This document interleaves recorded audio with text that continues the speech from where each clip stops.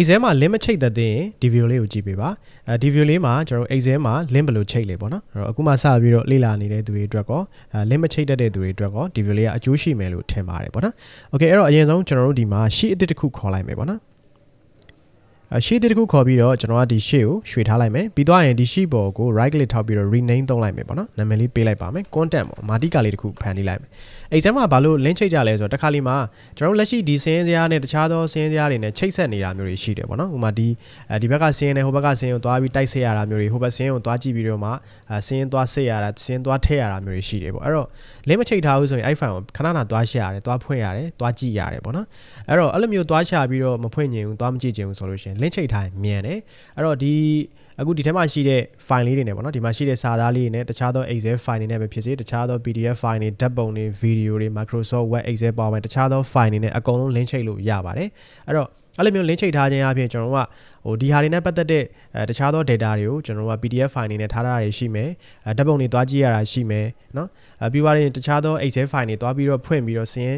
ထပ်ပြင်ရတာရှိမယ်ဒါတွေနဲ့ဆက်ဆက်နေတဲ့စင်းတွေပေါ့အဲ့ဒါတွေကိုကျွန်တော်တို့က link ချိတ်ထားလို့ဆိုရင်အပြင်ကနေတက်သွားရှာပြီးတော့ဖွင့်ရမယ်အလုံးနည်းနည်းရှုပ်တာပေါ့နော်အဲ့တော့ကျွန်တော်တို့က link ချိတ်ထားလိုက်မယ်ဆိုလို့ရှိရင်เนาะဒီမှာကျွန်တော်တို့ဒီစာသားလေးကိုဥပမာထားပါတော့ကျွန်တော်က PDF file တစ်ခုနဲ့ link ချိတ်ထားလိုက်မယ်ဆိုရင်ဒီကောင်းလေးကိုနှိပ်လိုက်တာနဲ့ PDF file လေး auto ပွင့်လာလိမ့်မယ်ဒါဆိုကျွန်တော်ကစရင်တန်းပြီးတော့စစ်လို့ရတယ်ဖတ်လို့ရတယ် data တွေတိုက်လို့ရသွားပြီပေါ့နော်အဲ့လိုမျိုးအားသာချက်တွေရှိတဲ့အတွက် Excel မှာ link ချိတ်တဲ့ဟာတော်တော်များသုံးကြရတယ်ပေါ့နော် okay အဲ့တော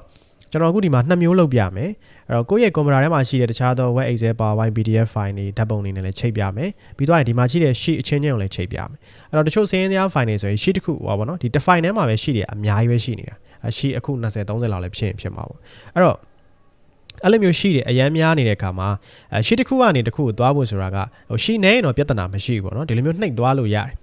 ဒါပေမဲ့ရှီအရမ်းများတဲ့အခါမှာကျွန်တော်ရှေ့ရရှီလည်းမမြင်ရတာမျိုးရှိတယ်ကိုကနောက်ဆုံးရှီကိုရောက်နေမယ်ရှေ့ဆုံးရှီလေးကိုသွားပြီးကြည့်နေတယ်ဒါဆိုရင်ကျွန်တော်ရှေ့နောက်သွားတာအဆင်မပြေဘူးရှီအရမ်းများလုံးတဲ့အတွက်လေအဲ့တော့ကျွန်တော်ကဘာလုပ်မလဲဆိုတော့မာတိကာပုံစံမျိုးရှီတစ်ခုဖန်တီးထားပြီးတော့မှဒီမာတိကာမှာကျွန်တော်တို့ဒီလက်ရှိ file ထဲမှာရှိတဲ့ရှီအခု30ရှိရင်အခု30ရဲ့နာမည်တွေရေးထားမယ်အခု40ရှိတယ်ဆိုရင်လည်းရှီအခု40နာမည်တွေရေးထားမယ်ပြီးအဲ့ဒီသက်ဆိုင်ရာ link အနေနဲ့ဒီအခုရေးထားတဲ့နာမည်တွေနဲ့ link ချိတ်ထားလိုက်မယ်ဒါဆိုရင်ကျွန်တော်တို့ကကိုပါရှိတစ်ခုခုကိုသွားတော့မယ်ဆိုရင်လိုက်ရှာကြမလို့ content မာတိကာရှိမှာပဲကျွန်တော်သွားခြင်းတဲ့ sheet ကိုရှာလိုက်ပြီးရင်ကောက်နေလိုက်ရင်အဲ့ sheet ကိုတခါတည်းတန်းရောက်သွားမယ်ဒီလိုမျိုးလေးကျွန်တော်လုပ်ကြမယ်ပေါ့နော် okay ဒါဆိုရင်ကျွန်တော်စကြည့်ရအောင်ပေါ့နော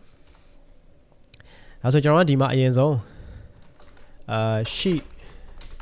sheet name လို့ကျွန်တော်ရေးလိုက်မယ်ပေါ့နော်ဒီမှာ sheet ရဲ့နာမည်လေးကျွန်တော်ရေးထားမယ်အရောင်လေးလည်းကျွန်တော်ပေးထားလိုက်မယ်ပေါ့ဒီမှာဆိုရင်ကျွန်တော်ဒီမှာ column ဒါလေးကိုနှိပ်ရင်ကျွန်တော် column chat ဆိုရင် column sheet ကိုရောက်ကြမယ်ပေါ့နော်ဒီ sheet ကိုရောက်ကြမယ်နောက်တစ်ခုကတော့ ပိုင်းပေါ့ဒါတော့ Advanced Excel တွေကသင်ခန်းစာတစ်ခုပါတကယ်လို့ကိုယ်အနေနဲ့ Advanced Excel ကိုပေါ့နော်အခြေခံကနေပြီးတော့အဆင့်မြင့်အထိကွာစင်းကိုင်းတယောက်အနေနဲ့လုပ်ငန်းခွင်ဝင်ဖို့ဆိုရင်တော့ကျွန်တော်ဒီဒေးကြတဲ့ data ဟောပေါ့နော်စင်းတွက်ချက်ပုံတွေပြီးတော့ Excel ရဲ့အသုံးများတဲ့ setting တွေဒါတွေသိဖို့တော့လိုတာပေါ့နော်ဆိုတော့အဲ့လိုမျိုးတွေကိုကbasic ကနေ Advanced လေ့လာခြင်းတယ်ဆိုတော့ကျွန်တော်တို့ဒါ Advanced Excel online course လေးရှိပါတယ်ဒီ course လေးကိုလာ join လို့ရပါတယ် Excel ကိုလုံးဝ software ဖွင့်တာနေပြီးတော့စင်းတွေအနှစ်ချုပ်တဲ့အထိကျွန်တော်တို့အသေးစိတ်သင်ပေးပါတယ်ပေါ့နော်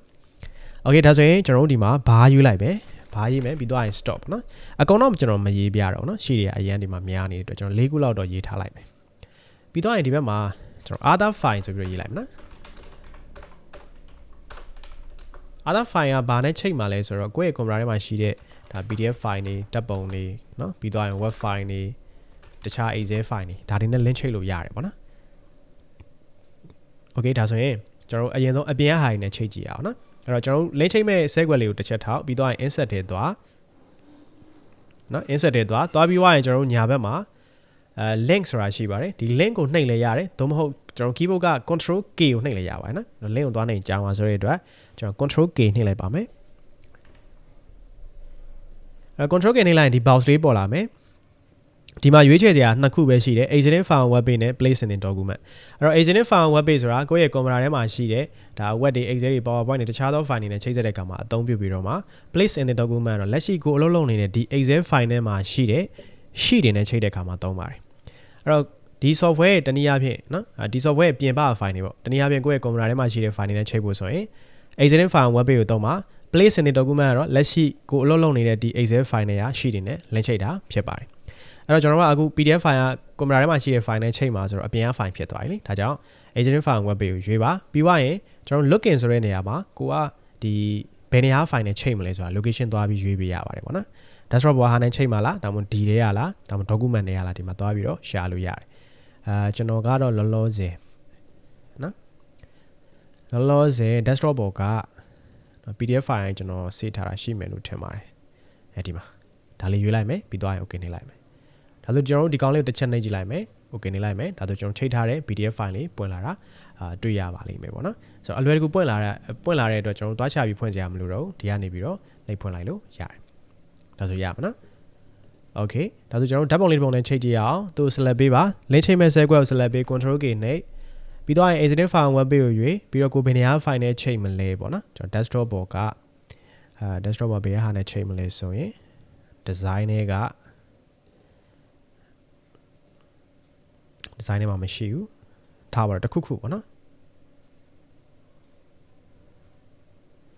အဲ့တော့ကိုချိန်မဲ့ဟိုပါလေးတွားရှာပါနော် folder လိုက်လေးချိန်လို့ရတယ်နော် okay ကျွန်တော်ချိန်လိုက်မယ်ဒါလေးကိုနှိပ်ကြည့်လိုက်မယ်ဒါဆိုကျွန်တော်ကြည့်ပုံလေးပွင့်လာတာတွေ့ရလိမ့်မယ်နော်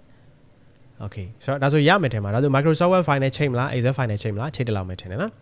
link ပြန်ဖြုတ်ခြင်းကျွန်တော်ကဒီ set ကွက်လေးတစ်ခွက်စီပေါ့နော်တစ်ခုစီဖြုတ်ခြင်းကလေးတစ်ချက်နဲ့ control K ပြန်နှိပ်ပါ remove link နဲ့ကျွန်တော်တို့ဖြုတ်လို့ရတယ်မဟုတ်ဘူးအကုန်ဖြုတ်ချင်တာနော် link ချိန်ထားတဲ့ဟာတွေအရင်များတယ်ကျွန်တော်တို့အကုန်ဖြုတ်ချင်တာရတယ်ဒါဆို select ပေးလိုက်ပါ link ချိန်ထားတဲ့ကွက်တွေအကုန်လုံးကိုပြီးသွားရင် home ထဲကိုသွားပါဒီ editing group ထဲမှာ clear ဆိုတာရှိပါတယ် clear အောက်က remove fiber link ဆိုတာနှိပ်လိုက်အကုန်ပြုတ်ပါတယ်နော် okay ဒါဆိုကျွန်တော်တို့ကိုယ့်ရဲ့ computer ထဲမှာရှိတဲ့ file တွေနဲ့ချိန်တာရသွားပြီဆိုရင်တော့ကျွန်တော်တို့လက်ရှိဒီထဲမှာရှိတဲ့ sheet တွေနဲ့ချိန်ရအောင်ပေါ့နော်အခုဒီမှာ column ဆိုတာလေးနှိပ်ရင်ဒီ column ရောက်ကမယ်ပိုင်းအောင်နှိပ်ပိုင်းအောင်ရောက်ကမယ်ဘာအောင်နှိပ်ဘာအောင်ရောက်ကမယ် stock ကိုနှိပ်ခင် stock ရပါနော် okay တော့ select ပေးထားပါ control K ဆောနာအပြင် file နဲ့ချိန်တော့က exit file web page လက်ရှိအလုပ်လုပ်နေတဲ့ file ထဲမှာချိန်မှာဆိုတော့ place in this document နော် okay ဒီမှာကျွန်တော်ကဘယ်ကိုသွားခြင်းလဲဆို column နဲ့ column sheet ကိုရောက်ချင်တာဒါကြောင့် column combo check ကိုရွေးလိုက်မယ် okay ပါပိုင်း control K နှိပ်မယ်ပိုင်း sheet ကိုရောက်ချင်တယ်ပြီးတော့ရင် bar control K bar ပြီးတော့ stock control K stock ကိုရွေးပါမယ် okay ပါနော်ဒါဆိုရပါပြီကျွန်တော်နှိပ်ကြည့်ရအောင်ပါ column နဲ့ column check ကိုရောက်ပါတယ်နော်ဒါမာတိကောက်ပြန်သွားမယ် bar နှိပ်မယ် bar check ကိုရောက်တယ်bar sheet ကိုရောက်တယ်ပေါ့နော် okay ဒါဆိုရင်ကျွန်တော်မာတိကနေပြီးတော့သက်ဆိုင်ရာ sheet တွေကိုသွားတာအဆင်ပြေသွားပြီသက်ဆိုင်ရာ sheet တွေကနေပြီးတော့ကျွန်တော်မာတိကောက်ပြန်သွားဖို့အတွက်က link ပြန်ချိန်ရအောင်ပေါ့နော်ဘာဖြစ်လို့လဲဆိုဟိုဘက်ဒီဘက်သွားလွယ်အောင်လို့အဲ့တော့ကျွန်တော်တို့ကဒီမှာဒါဆိုရင်ဒီနာဟိုကြိုက်တဲ့နေရာပေါ့နော်ကြိုက်တဲ့နေရာမှာစာသားတစ်ခုပြန်ရေးလိုက်ပါမာတိကောက်သွားတဲ့ link လေးပြန်ချိန်မယ်နော်ကျွန်တော်ကဒီမှာပဲရေးလိုက်ပုံမှန် print ထုတ်မဲ့ area နဲ့လွတ်လွတ်ကျွတ်ကျွတ်နေရာလေးမှာကျွန်တော်တို့ဒါဆွဲထားဖို့ရေးထားဖို့လိုတယ်ပေါ့နော် okay ဆိုတော့ဒါလေးကိုကျွန်တော် link ချိန်ပါမယ် control K ဒါလေးကိုနှိပ်ရင်ဘယ်ရောက်ချင်လာလဲမာတိကောက်ရောက်ချင်တာလေဒါကြောင့် place in the document တွေက content ကိုရွေးပါတယ် okay ပါဒါဆိုဒီအခုမာတိကောက်ကိုသွားလို့ရတဲ့ link လေးဒီဘားချက်မှာဘားရှိမှာပဲရှိနေသေးတာပေါ့နော်ဒီမှာမရှိသေးဘူးဖြစ်နေတော့ဒါလေးကို copy လုပ်မယ် control C ဒီ column ချက်မှာလည်းသွားထည့်လိုက်မယ် control V ပိုင်းချက်မှာလည်းသွားထည့်လိုက်မယ် control V ဒါဆိုရင်ရပြီနော် sorry ဒီမှာကျွန်တော်ဒီမှာထည့်လိုက်မယ်နော် okay အဲ့တော့ကျွန်တော်တို့ဒီမာတိကောက်ကိုပြန်သွားတဲ့ button လေးကကျတော့ရှီတိုင်းမှာထည့်တင်တယ်ပေါ့နော်ရှီအခု20ရှင်းနှစ်ခုအခု20လုံးမှာထည့်ထားတင်တယ်အဲ့ဒါမှဟိုဘက်ဒီဘက်အပြန်လဲသွားလို့ရမှာနော်အခုဆိုရကျွန်တော်တို့ဒါ sample နဲ့3ခုလောက်ပဲထည့်ပြခဲ့တယ်ပေါ့နော်ဒီမှာ content ကိုကျွန်တော်နှိပ်ပြမယ်မာတိကောက်ပြန်ရောက်တယ် column ကိုပြန်နှိပ်မယ် column chef ကို column sheet ကိုရောက်မယ် content ကိုပြန်နှိပ်လိုက်မယ်